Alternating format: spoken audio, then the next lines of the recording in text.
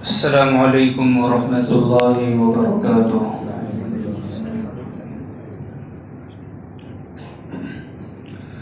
اعوذ باللہ من الشیطان الرجیم، بسم اللہ الرحمن الرحیم۔ تبت یدا ابی لہب وتب ما اغنى عنه ماله وما كسب سيصلى نارا ذات لهب وامرأته حمالة الحطب في جيدها حبل من مسد۔ آمنت بالله صدق الله مولانا العظیم۔ ایک مرتبہ محبت کے ساتھ، عظمت کے ساتھ، ادب کے ساتھ درود شریف پڑھ لیا جائے۔ اللہم صل علی سیدنا و مولانا محمد وعلی آل سیدنا و مولانا محمد وبارک وسلم۔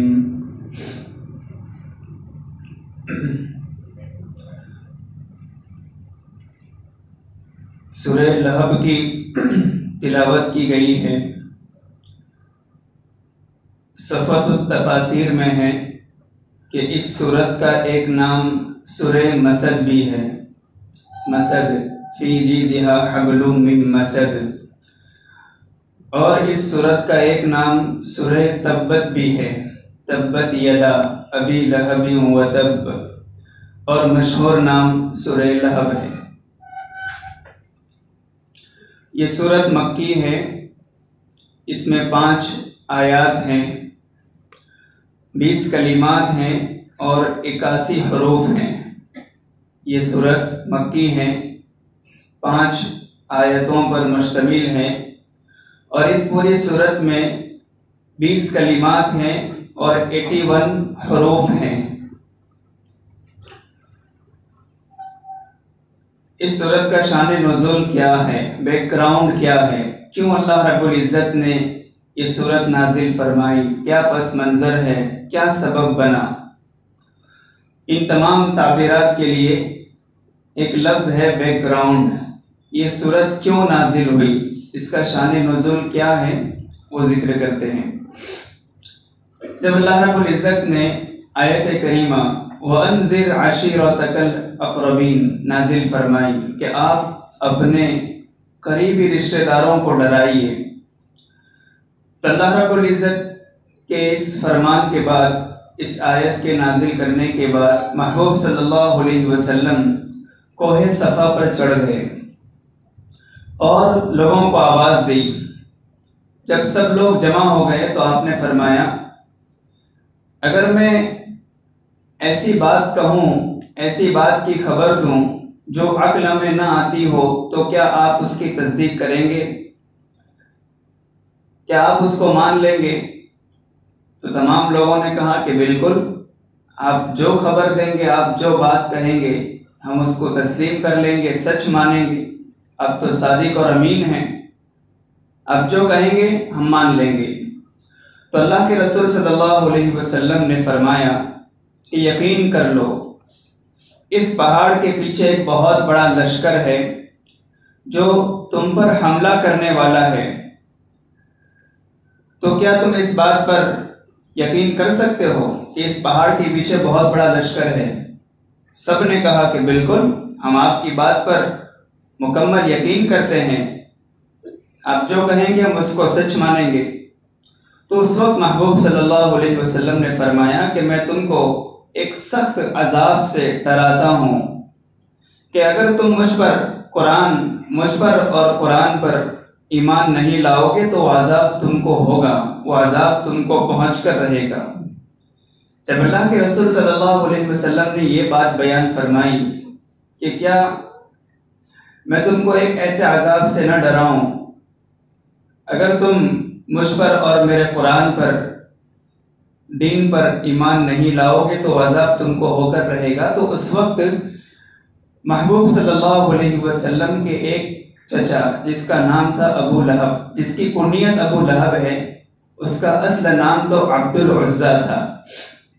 تو اس بندے نے محبوب صلی اللہ علیہ وسلم سے کہا، جو کہ سوتیلا چچا تھا، کہ تبا لک لہذا جمع کرنا، تمہارے لیے بربادی ہو، کیا تم نے ہمیں اس لیے جمع کیا تھا؟ تمہارے لیے ہلاکت ہو، بربادی ہو، اور بھی بہت سی سخت باتیں کی۔ اس پر اللہ رب العزت نے یہ پوری صورت نازل فرمائی، تبت یدا ابی لہب وتب، کہ ابو لہب کے دونوں ہاتھ ٹوٹ جائے، برباد ہو جائے، کہ برباد محبوب صلی اللہ علیہ وسلم نہیں ہوں گے بلکہ تم برباد ہو جاؤ گے۔ اور آگے فرمایا وتب، بربادی ہو چکی۔ اللہ رب العزت نے اس آیت کے پہلے جس میں تو فرمایا کہ تیرے دونوں ہاتھ ٹوٹ جائے، برباد ہو جائے، اور اس کے بعد پھر اعلان بھی کر دیا کہ ہلاک ہو چکا، وتب، ہلاک ہو چکا۔ یہاں فرمایا دونوں ہاتھ ہلاک ہو جائے، لیکن محاورہ عربی میں دونوں ہاتھ سے مراد پورا جسم مراد لیتے ہیں۔ مطلب یہ ہے کہ تو برباد ہی ہو جائے، تو برباد ہی ہو جائے۔ ابو لہب کا اصل نام تو عبد العزیٰ تھا، مگر یہ بہت خوبصورت تھا۔ اس کا چہرہ آگ کے شعلے کی طرح دمکتا تھا، اتنا خوبصورت انسان تھا، اس لیے اس کی کنیت ابو لہب رکھ دی گئی تھی۔ لہب کے معنی ہوتے ہیں آگ کا شعلہ، لہب کے معنی آگ کے شعلے کے ہوتے ہیں۔ تو چونکہ اس کا چہرہ بھی چمکتا تھا، دمکتا تھا، بہت خوبصورت تھا، اس لیے اس کا نام ابو لہب رکھا گیا تھا۔ جب محبوب صلی اللہ علیہ وسلم نے دعوت حق کا اعلان فرمایا تو اس بندہ خدا نے محبوب صلی اللہ علیہ وسلم کی شان میں گستاخی کی اور کہا تمہارے لیے بربادی ہو۔ تو اس پر اللہ رب العزت نے فرمایا بربادی میرے محبوب صلی اللہ علیہ وسلم کے لیے نہیں ہے بلکہ بربادی تیرے لیے ہے، اور تو برباد ہو چکا۔ چنانچہ غزوہ بدر کے 7 روز کے بعد، غزوہ بدر کے 7 روز کے بعد ایک بیماری اس کو لاحق ہوئی، جس کو اس دور میں عدسہ کہا جاتا تھا، اور عرب تو چھوٹ چھات کے بھی قائل تھے، لہٰذا انہوں نے اس کو الگ کر دیا، اور جس بندے کو یہ بیماری لاحق ہوتی تھی عرب والے اس کو چھوتے نہیں تھے کہ کہیں وہ بیماری ہمیں بھی نہ لگ جائے۔ تو جب جنگ بدر کے 7 دن کے بعد اسے وہ بیماری لاحق ہوئی، جسے عدسہ کہتے ہیں، طاعون ہی کی شکل کی ایک بیماری تھی، تو اس کے گھر والوں نے اس کو ایک طرف ڈال دیا، اور اسی عدسہ میں اس کی موت ہو گئی، اور اس کے جسم سے بدبو پھوٹنے لگی۔ تو گھر والوں نے مزدوروں کو بلا کر اس کو لکڑی سے اٹھوایا اور قبر میں ڈال کر اوپر سے پتھر سے اس کی قبر بند کر دی گئی۔ اس کی طرف اشارہ ہے کہ برباد ہو چکا، تبت یدا ابی لہب وتب۔ اور اس کی بیوی تھی ام جمیل، ام جمیل، یہ بھی محبوب صلی اللہ علیہ وسلم کی شان میں گستاخی کرتے رہتی تھی، آپ کو برا بھلا کہتی تھی۔ حمالۃ الحطب اس کی صفت بیان کی گئی ہے، لکڑیاں اٹھانے والی۔ یہ ببول کے درخت کے کانٹے، نعوذ باللہ، اللہ ہماری حفاظت فرمائے، محبوب صلی اللہ علیہ وسلم کے راستے میں لا کر بچھا دیا کرتی تھی، تاکہ جب آپ صبح میں حرم، جو ببول کے کانٹے دار درخت کی جھاڑیاں ہوتی ہیں، وہ آپ کے راستے میں بچھاتی تھی، تاکہ جب آپ صبح میں نماز پڑھنے کے لیے آئیں تو وہ آپ کو چبھے اور اس سے آپ کو تکلیف ہو۔ اس کا بھی بہت برا انجام ہوا، وہ یہ کہ اس نے جو کانٹے دار جھاڑیوں کا ایک بہت بڑا بنڈل جمع کیا تھا، اور وہ گٹھا رسی سے باندھ کر سر پر رکھا، اور اس کا ایک بل پیشانی سے پھنس گیا۔ بوجھ اٹھانے والوں کا یہ طریقہ ہوتا تھا، تو وہ بل پھنس کر کے اس کے گلے میں پھنس گیا، جس کی وجہ سے اس کا گلا گھٹنے لگا اور وہ اسی میں مر گئی۔ یہ بہت معزز گھرانے کی خاتون تھی، حضرت ابو سفیان رضی اللہ تعالیٰ عنہ کی بہن تھی، لیکن جب محبوب صلی اللہ علیہ وسلم کی شان میں اس نے گستاخیاں کی تو پھر اللہ رب العزت نے اس کو اس طرح مارا۔ اس پوری صورت میں اسی کا ذکر ہے، فرمایا تبت یدا ابی لہب وتب، ابو لہب کے دونوں ہاتھ ہلاک ہو جائے، برباد ہو جائے، اور بربادی ہو چکی۔ ٹھیک ہے، دونوں ہاتھ سے مراد وہی پورا جسم مراد لیا جاتا ہے۔ آگے فرمایا ما اغنى عنہ مالہ وما کسب، اس کے کام نہ آیا وہ مال اور اس کا وہ جو کچھ جو اس نے کمایا تھا۔ یہاں مال سے مراد جو کچھ اس نے کمایا تھا اس سے مراد عزت، شہرت، ناموری، جی واہ واہ، یہ اس کے کچھ کام نہیں آئی۔ جب وہ مر گیا تو لوگوں نے اس کو لکڑی سے اٹھا کر کے قبر میں ڈال دیا تھا، ایک گھڑے کے اندر ڈال دیا تھا، تو نہ اس کی ناموری کام آئی، نہ عزت و شہرت کام آئی۔ اور یہاں یہ بھی ہو سکتا ہے کہ مال سے مراد وہ مال جو اس کو وراثت میں ملا، یا ماں کسب سے مراد اس کا اپنا کمایا ہوا مال، یا ماں کسب سے مراد اس کی اولاد۔ مطلب یہ ہے کہ نہ اس کی اولاد اس کو کام آئی، نہ اس کی عزت و شہرت اس کو کام آئی، اور نہ اس کا کمایا ہوا مال کام آیا، بلکہ وہ ایسے برباد ہوا، ایسے مر کے نشان عبرت بنا کہ آج بھی لوگ اس کا ذکر شر کرتے ہیں۔ اس میں اشارہ ہے کہ جو محبوب صلی اللہ علیہ وسلم کی شان میں گستاخیاں کرتے ہیں، آپ کو برا بھلا کہتے ہیں، اللہ تعالیٰ ان کے ساتھ بھی ایسا ہی سلوک کرتے ہیں، ان کو ہمیشہ کے لیے پھر نشان عبرت بنا دیتے ہیں۔ فرمایا تبت یدا ابی لہب وتب ما اغنی عنہ مالہ وما کسب۔ اب اس سے ہم اندازہ لگا لیں کہ ہم کس قدر محبوب صلی اللہ علیہ وسلم کی سنتوں کو توڑ دیتے ہیں، چھوڑ دیتے ہیں۔ ہمیں اندازہ لگانا چاہیے کہ ہم بھی کس قدر اپنے محبوب کو تکلیفیں پہنچاتے ہیں۔ اگر ہمارا بیٹا 10 روپے کا گلاس توڑ دیتا ہے، 20 روپے کا گلاس توڑ دیتا ہے، تو ہم کہتے ہیں شرم نہیں آتی، تمہارے ابا کتنی محنت کر کے یہ 10-20 روپے کا گلاس لاتے ہیں۔ اگر وہی بیٹا سنت چھوڑ دیتا ہے تو کوئی حرج نہیں ہوتا، تکلیف نہیں ہوتی۔ یہ علامت اس بات کی کہ دل مردہ ہے، یہ نشانی ہے اس بات کی کہ محبوب صلی اللہ علیہ وسلم سے سچی پکی محبت نہیں ہے۔ جبکہ ہمارا تو دعویٰ یہ ہے کہ ہم محبوب کے صلی اللہ علیہ وسلم سے محبت کرنے والے ہیں، لیکن محبت کا معیار اتباع سنت ہے۔ محبت کا معیار محبوب صلی اللہ علیہ وسلم کی ایک سنت کو اختیار کرنا ہے۔ حضرت جنید بغدادی نور اللہ مرقدہ کا انتقال ہو رہا تھا، آخری گھڑیاں تھی، ان کا ایک خادم ان کو وضو کرا رہا تھا۔ داڑھی میں خلال کرانا سنت ہے، داڑھی میں خلال کرنا، تو وہ خادم وضو کراتے کراتے داڑھی میں خلال کرنا ہی بھول گیا، حالانکہ حضرت پر اس وقت آخری گھڑیاں اور عالم سکرات طاری تھا، بالکل زندگی کے آخری چند سانسیں گن رہے تھے۔ تو اس وقت بھی آپ نے اشارے سے کہا کہ یہ سنت چھڑ گئی ہے، پہلے اس کو بچا لاؤ۔ کتنا سنت کا استحضار تھا، حالانکہ موت کے وقت تو یہ پورا عالم بند، دوسرا عالم، دوسری دنیا کھل جاتی ہے، بندہ کتنی کشمکش میں ہوتا ہے، لیکن پھر بھی آپ نے کیا فرمایا کہ یہ داڑھی کا خلال باقی ہے، اس کو کر لو۔ کسی نے کہا حضرت اتنی بھی رخصت نہیں، ایک سنت چھوڑ گئی کیا ہوا؟ انہوں نے کہا کہ نہیں ہم اسی کی برکت سے اللہ تعالیٰ تک پہنچے ہیں۔ حضرت شاہ حکیم اختر رحمۃ اللہ علیہ فرماتے تھے نقش قدم نبی کے ہیں جنت کے راستے، اللہ سے ملاتے ہیں سنت کے راستے۔ اس لیے اگر ہم چاہتے ہیں کہ ہم محبوب صلی اللہ علیہ وسلم کی خواب میں زیارت کریں، آپ کا دیدار ہمیں نصیب ہو، جی محبوب صلی اللہ علیہ وسلم کی توجہات ہمیں نصیب ہو، آپ کی شفاعت ہمیں نصیب ہو، حوض کوثر سے آپ کے ہاتھوں سے ہمیں جام پینا نصیب ہو، تو اس کے لیے ہمیں اتباع سنت کا اہتمام کرنا ہوگا۔ ایک سنت کو جان کر، جی کھانے پینے کے آداب کس طرح تھے، آپ کس طرح جوتے چپل پہنتے تھے، آپ سونے کس طرح سوتے تھے، کیا طریقہ تھا، گھر والوں کے ساتھ کس طرح رہتے تھے، ان تمام باتوں پر ہمیں توجہ دینے کی ضرورت ہے۔ فرمایا ما اغنی عنہ مالہ وما کسب سیصلی نارا ذات لہب، سیصلی نارا ذات لہب، وہ بھڑکتے شعلوں والی آگ میں داخل ہوگا، بھڑکتے ہوئے شعلوں والی آگ میں داخل ہوگا۔ یہ اس کی طرف اشارہ کر دیا گیا، تو مرتے ہی ڈائریکٹ اس کو جہنم میں داخل کر دیں گے یا قیامت تک کے لیے اس کا انتظار کریں گے۔ یہاں دیکھیے اس کا نام تو عبد العزیٰ تھا، اور اس کی کنیت یہاں ذکر کی گئی ہے ابی لہب، اور کنیت سے یاد کرنا عرب کے یہاں ایک بہت بڑا شرف سمجھا جاتا تھا۔ کنیت یعنی وہ نام جو اپنے اصل نام سے مشہور ہو جائے، اصل نام کو چھوڑ کر دوسرا نام مشہور ہو جائے، وہ کنیت کہلاتی تھی۔ بات سمجھ میں آ رہی؟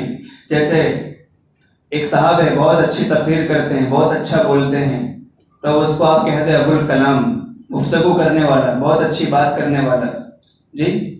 اسی طریقے سے مثلا ہماری بیٹی کا نام فاطمہ ہے، ہوگا مستقبل میں، تو آپ مجھے کہیں گے ابو فاطمہ۔ بات سمجھ میں آئی؟ ہمارے انس کے بیٹے کا نام مثلا عرفان ہوگا، تو ان کو کہیں گے ابو عرفان۔ تو یہ جو ان کا اصل نام ہے یہ اس سے ہٹ کر نام ہے، اس کو کنیت کہتے ہیں۔ تو یہاں اس کا نام تو اصل عبد العزیٰ تھا، لیکن چونکہ ابو لہب یہ اس کی کنیت ہے، تو یہاں مسئلہ یہ ہے کہ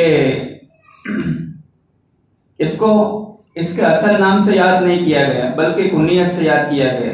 اور کنیت سے یاد کرنا شرف کے لیے ہوتا ہے، عزت کے لیے ہوتا ہے، تو کیا یہاں اس کو عزت کے لیے یاد کیا گیا؟ نہیں، ہرگز نہیں۔ یہ اصل میں عبد العزا، عزا کا بندہ، اس میں بت پرستی کی طرف اشارہ تھا، اس لیے اللہ رب العزت نے وہ نام چھوڑ دیا اور ابو لہب کا ذکر فرمایا۔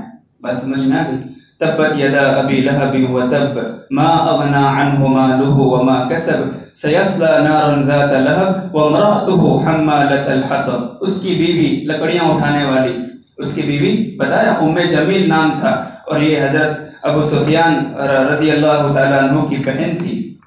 یہاں حمالۃ الحطب کا کیا مطلب ہے؟ لکڑیاں اٹھانے والی، چونکہ یہ لکڑیاں کاٹ کر کے اس کا گٹھر بنا کر کے لاد کر لاتی تھی، تو اس سے مفسرین نے اس کے کنجوسی کی طرف اشارہ کیا ہے کہ یہ بہت کنجوس تھی۔ بات سمجھ میں آ رہی کہ کنجوسی کے سبب وہ ایندھن کی لکڑیاں خود ہی اٹھا کر لے آتی تھی۔ یہاں ایک مطلب یہ ہے کہ وہ جو کانٹے دار ببول کے لکڑیاں ہوتی تھی، جو ببول کی جو جھاڑیاں ہوتی تھی، وہ آپ کے راستے میں بچھاتی تھی، اس کی طرف اشارہ ہے، یا یہ اس کی چگل خوری کی طرف اشارہ ہے کہ جیسے لکڑیاں وہاں سے لے کر یہاں منتقل کرتے ہیں، چگل خور بھی ایک دوسرے کی باتیں ایک دوسرے تک شیئر کرتا رہتا ہے۔ بات سمجھ میں آئے تو اس کی طرف اشارہ ہے۔ یہ دوزخ میں داخلے کی طرف اشارہ ہے کہ اس کو جب دوزخ میں داخل کیا جائے گا اس ام جمیل کو، تو وہی جو لکڑیوں کا گٹھر ہوگا وہ اس کے سر پر ہوگا، وہ اس کو لادے ہوئے پھر داخل ہوگی۔ آگے فرمائے حمالۃ الحطب فی جیدها حبل من مسد، اپنی گردن میں وہ مونج کی رسی لیے ہوئے ہوگی۔ بہرحال اس پوری صورت کا ہمارے لیے کیا پیغام ہے؟ ہمارے لیے اس پوری صورت کا پیغام یہ ہے کہ کبھی بھی اپنے مال و دولت پر، اپنے حسن و خوبصورتی پر آدمی کو غرور اور گھمنڈ نہیں کرنا چاہیے۔ ابو لہب کتنا خوبصورت تھا، سورج کی طرح اس کا چہرہ چمکتا تھا، لیکن کیسا انجام ہوا؟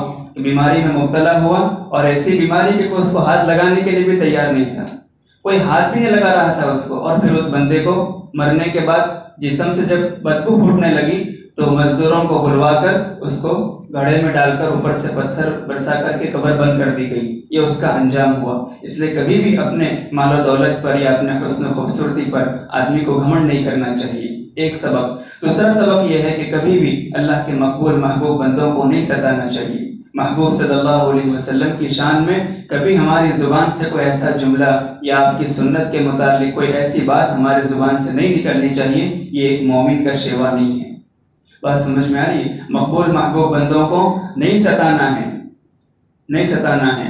دیکھیے مسجد کے امام ہوتے ہیں، حافظ قرآن ہوتے ہیں، اذان دینے والے ہوتے ہیں، تفسیر کرنے والے، مدرسوں میں پڑھانے والے، یہ جماعتوں میں نکلتے ہیں، اپنا وقت فارغ کرتے ہیں، یہ سب کیا ہے؟ یہ سب علامتیں ہوتی ہیں اس بات کی کہ اللہ تعالیٰ ان سے محبت کرنے والے ہیں، ان سے محبت کرنے والے ہیں۔ وَمَنْ أَحْسَنُ قَوْلًا مِّمَّنْ دَعَا إِلَى اللَّهِ، اس کی تفسیر میں مفسرین نے لکھا ہے کہ سب سے بہتر کس کی بات ہو سکتی ہے؟ جو اللہ کی طرف بلائے۔ پہلے نمبر پر مؤذن کو لکھا ہے کہ مؤذن اللہ تعالیٰ کی طرف اذان دے کر لوگوں کو دعوت دے کر بلاتا ہے۔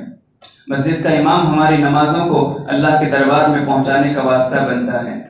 ہم علماء سے دین سیکھتے ہیں، تبلیغ کے راستے میں نکل کر اپنی زندگی کو سنوارنے کی فکریں کرتے ہیں۔ تو جو اللہ کے مقبول محبوب بندے ہوں ان کو کبھی نہیں ستانا چاہیے، اپنے زبان کو لگام دینا چاہیے، ان کی شان میں کوئی گستاخی نہیں کرنا چاہیے۔ تو ان کے دلوں میں قرآن کریم ہوا کرتا ہے، کوئی دولت پوری دنیا کی اس قرآن کریم والی دولت کا مقابلہ نہیں کر سکتی۔ ساری دولت ایک طرف، قیامت کے دن یہی ایک دولت کام آئے گی کہ حافظ قرآن کے ماں باپ کو ایسا تاج پہنایا جائے گا کہ ساری دنیا دیکھتی رہ جائے گی۔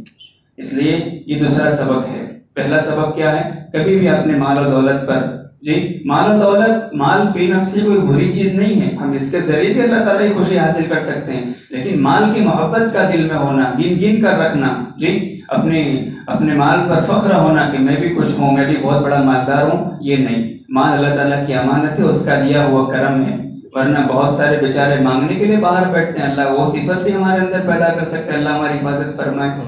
اور دوسرا سبق یہ ہے کہ کبھی بھی محبوب صلی اللہ علیہ وسلم کی شان میں گستاخی کا یا آپ کی سنت کے متعلق کوئی ایسی بات ہمارے زبان سے نہیں نکلنی چاہیے۔ علماء، طلباء، مدارس میں پڑھنے پڑھانے والے، یہ مساجد کے ائمہ، مؤذنین، ان کے حق میں کبھی بھی ہماری شان میں ہمارے زبان سے کوئی ایسا جملہ نہیں نکلنا چاہیے جو ان کی شان کے مناسب نہ ہو۔ اللہ تعالی ہمیں اس صورت کا پیغام سمجھنے کی توفیق عطا فرمائے، اور اللہ تعالی ہمیں اپنے مقبول محبوب بندوں میں شامل فرمائے۔ وآخر دعوانا ان الحمد للہ رب العالمین۔ السلام علیکم ورحمۃ اللہ۔